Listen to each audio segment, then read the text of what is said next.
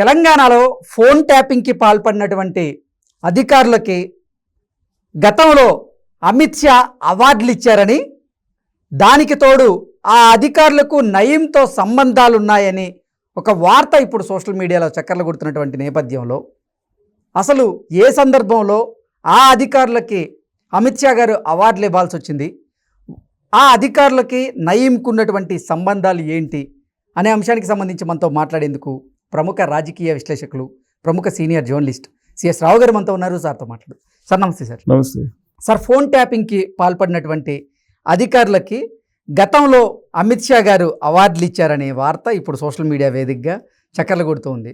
దానికి తోడు ఆ అధికారులకి నయీంకి సత్సంబంధాలు ఉన్నాయి అనేటువంటి వార్త కూడా ఇప్పుడు సోషల్ మీడియాలో చక్కర్లు కొడుతుంది. ఏంటి సార్, ఆ అధికారులకి అమిత్ షా గారు ఏ సందర్భంగా అవార్డులు ఇవ్వాల్సి వచ్చింది, అదేవిధంగా ఆ అధికారులకి నయీంకి ఉన్నటువంటి సంబంధాలు ఏంటి అంటే ఏం చెప్తారు? సో విచిత్రంగా ఏంటంటే దొరికినప్పుడే దొంగ, అంతే కదా, దొరకకపోతే దొరలు అన్నట్టుగా ఇప్పుడు దొరికినటువంటి వాళ్ళు ఫోన్ ట్యాపింగ్లో శిక్ష అనుభవిస్తున్న రిమాండ్లో ఉన్నటువంటి వాళ్ళు, శిక్ష అనుభవించడం కాదు రిమాండ్లో ఉన్నటువంటి వాళ్ళు, రిమాండ్లో ఉన్నటువంటి వాళ్ళ గత చరిత్రను చూస్తే ఉత్తమ పోలీసులుగా కేంద్ర ప్రభుత్వమే గుర్తించి మెడల్స్ ఇచ్చినటువంటి సందర్భం ఇప్పుడు ఉంది. మెడల్స్ ఇచ్చారు. గతంలో మెడల్స్ తీసుకున్నటువంటి వాళ్ళు ఇప్పుడు ఫోన్ ట్యాపింగ్ పాల్పడి రిమాండ్లో ఉన్నటువంటి వాళ్ళు కొంతమంది అధికారులు ఉన్నారు. ఇదే ఇప్పుడు ఆశ్చర్యకరమైన అంశం. అంటే ఈ అవార్డులు రివార్డులు ప్రభుత్వాలు ప్రకటించడం, వాళ్ళకి ఇవ్వడం అనే దానికి శాస్త్రీయబద్ధత లేదా ఉందా అనేదే ఇప్పుడు చర్చ వస్తుంది మళ్ళీ ఇప్పుడు.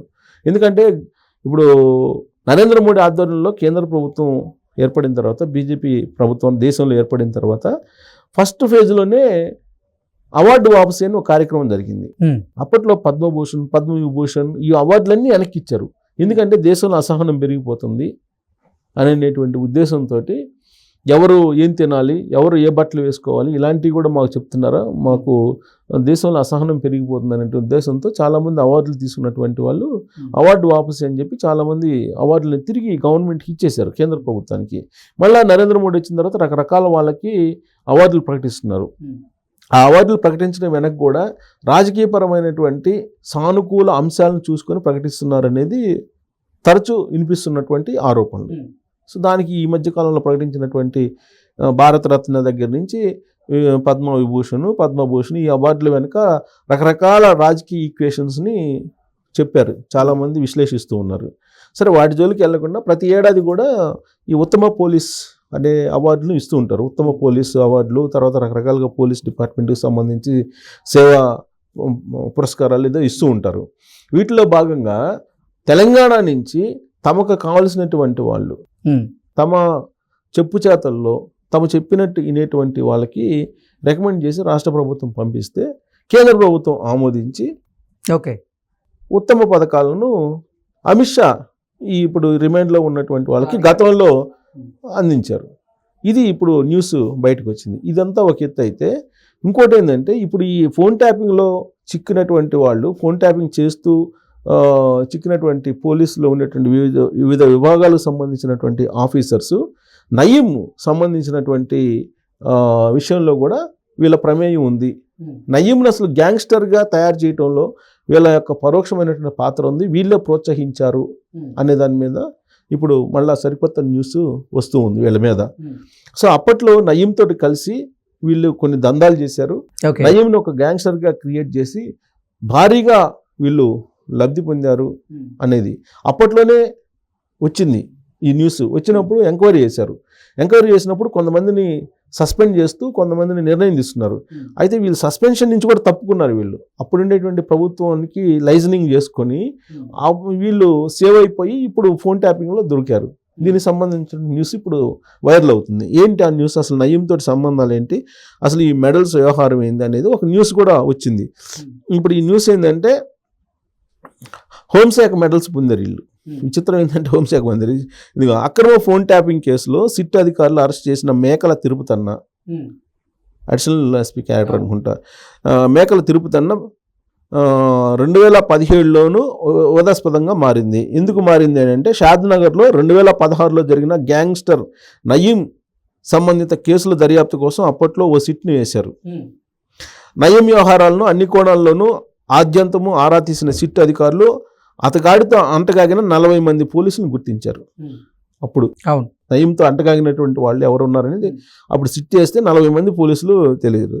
ఈ మేరకు 2017లో అప్పటి డీజీపీ అనురాగ్ శర్మకు సిట్ నివేదిక ఇచ్చింది. ఎంక్వైరీ చేసిన తర్వాత దీన్ని పరిగణలోకి తీసుకున్న డీజీపీ 5గురిని సస్పెండ్ చేస్తూ మిగిలిన వారిపైన సమగ్ర విచారణకు ఆదేశించింది. 4గురిని అయితే ఇమీడియట్గా సస్పెండ్ చేసి మిగిలినటువంటి వాళ్ళ మీద విచారణకు ఆదేశిస్తూ 2017 మే 12న ఉత్తర్వులు జారీ చేశారు ఆయన. ఈ విచారణ ఎదుర్కొన్న అధికారుల్లో అప్పట్లో డిఎస్పీ హోదాలో ఉన్న మేకల తిరుపతన్న ఉన్నాడు. ఆ విచారణ ఎదుర్కొన్నటువంటి వాళ్ళలో ఈ కేసు నుంచి బయటపడినటువంటి తిరుపతన్న అప్పట్లో ప్రభుత్వాన్ని లైజనింగ్ చేసుకుని బయటపడి పదోన్నతి కూడా పొందారు. ప్రస్తుతం ఆయన అదనపు ఎస్పీ, అడిషనల్ ఎస్పీగా ఉన్నాడు, హోదాలో ఉండి ఇప్పుడు రిమాండ్లో ఉన్నాడు. ఉన్న తిరుపతన్న గతంలో పంజాగుట్ట ఏసీపీగా కూడా పనిచేశాడు. పంజాగుట్ట ఈ మధ్యకాలంలో ప్రక్షాళన చేశారు, పంజాగుట్టని దాదాపు మొత్తాన్ని మార్చేశారు. అంత వివాదాస్పదమైనటువంటి పోలీస్ స్టేషన్గా మారింది అది. ఇటీవల హైదరాబాద్ నగర భద్రతా విభాగానికి అదనపు డీసీపీగా కూడా బదిలీపై వచ్చాడు ఇటీవల రీసెంట్గా రేవంత్ రెడ్డి సీఎం అయిన తర్వాత. తిరుపతన్నకు గత ఏడాది స్వాతంత్ర దినోత్సవం సందర్భంగా కేంద్ర ప్రభుత్వం నుంచి యూనియన్ హోమ్ మినిస్ట్రీ అంటే కేంద్ర హోంశాఖ మంత్రి medal for excellence in investigation award వచ్చింది. ఏంటిది award? Medal for excellence in investigation award వచ్చింది ఈ తిరుపతన్నకి. సో ప్రస్తుతం జయశంకర్ భూపాలపల్లి అదనపు ఎస్పీగా ఉన్నాడు. ప్రస్తుతం ఎస్పీగా పనిచేస్తున్న నాయని భుజంగరావు ఇప్పుడు రిమాండ్లో ఉన్న ఆయన నాయని భుజంగరావు కూడా గతంలో సైబరాబాద్ రాచకొండ కమిషనరేట్లో వివిధ హోదాల్లో విధులు నిర్వహించారు. ఈయనకు కూడా 2021లో union home minister medal for excellence investigation award ఇచ్చింది. అది విషయం. ఒకళ్ళేమో నయీంకు సంబంధించినటువంటి కేసులో విచారణని ఫేస్ చేస్తున్నారు, ఇంకొకళ్ళేమో కేంద్ర హోంశాఖ వీళ్ళిద్దరికి మెడల్ ఇచ్చింది. తిరుపతన్నకను భుజంగరావు ఇద్దరు ఇప్పుడు రిమాండ్లో ఉన్నారు.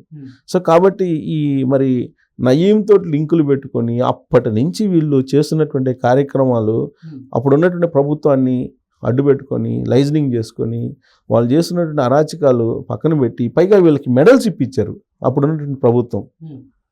అంటే పోలీసుల్ని ఏ స్థాయిలో వాళ్ళు ఉపయోగించుకున్నారు అనేదానికి ఇది ఒక ప్రత్యక్ష నిదర్శనంగా కనిపిస్తూ ఉంది. సో అంటే నయీం కేసుకి ఈ మెడల్కి అసలు ఇప్పుడు ఇక్కడి నుంచి పంపించిన వాటిని కనీసం క్రాస్ చెక్ చేసుకోవాలి కదా. కేంద్ర హోంశాఖ వాళ్ళకి మెడల్ ఇచ్చేసింది. ఇప్పుడు ఏముంది, అప్పుడు మోడీయే కాదు అమిత్ షా మెడల్ ఇచ్చినటువంటి అధికారులు వీళ్ళు పోయి జైల్లో ఉన్నారు. సో అది తెలంగాణ పోలీసు వ్యవహారం, ఫోన్ ట్యాపింగ్ చేసినటువంటి వాళ్ళు అప్పటి నుంచి చంద్రబాబు నాయుడు ఓటుకు నోటు కేసుకు పాల్పడ్డాడని అప్పటి నుంచి ఇన్వెస్టిగేషన్ చేస్తున్నారు వాళ్ళు. అప్పటి నుంచి ఫోన్ ట్యాపింగ్ చేస్తున్నారు వాళ్ళు. సో ఫోన్ ట్యాపింగ్ సంబంధించి వీళ్ళు ఇప్పుడు జైలు శిక్ష అనుభవిస్తున్నారు. ఇది కొలికి రావాలి. మెడల్స్ తీసుకున్నారు వాళ్ళు, పైగా ఉత్తమ పోలీసులుగా. నయీం గ్యాంగ్స్టర్ని తయారు చేయడంలో వీళ్ళ పాత్ర ఉంది. ఇవన్నీ బయటకు వస్తున్నాయి వీళ్ళ పూర్వపరాలు. ఇంకా మళ్ళీ రాబోయే రోజుల్లో ఎన్ని వస్తాయో చూడాలి.